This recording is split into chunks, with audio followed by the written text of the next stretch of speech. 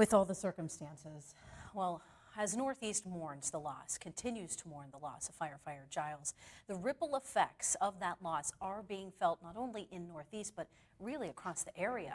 Our Ethan Kibbe spoke with a volunteer fire chief today, someone who is too familiar with the pain of losing a loved one in the line of duty. Ethan, what did you learn in Lawrence Park today?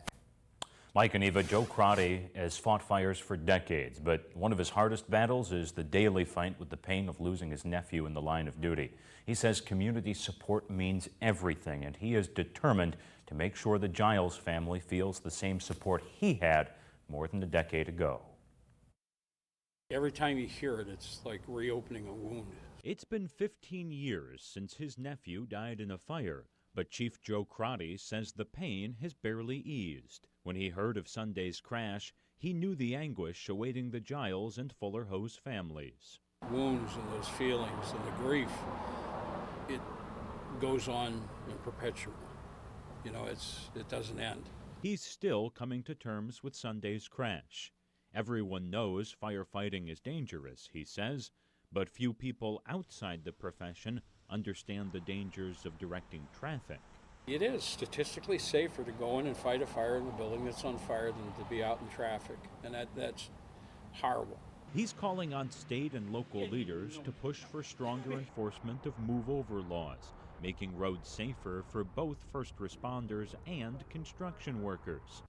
But he knows that change will take time and says in the short term, first responders will help the Giles family the same way they helped his in 2008. That's one of the awesome things about this occupation, as risk-laden as it is.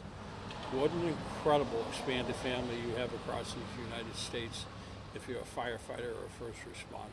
More than anything, that's his message to the Fuller Hose family, especially to Giles's wife. The fire family, he says, is there for her, even the brothers and sisters she hasn't yet met. She knows that we're here. I don't care if it's 24/7.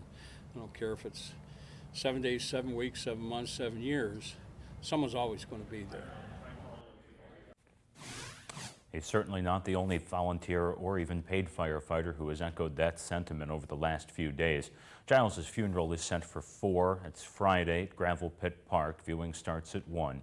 Donations can be made to the family. They are being accepted at all Widget Financial locations.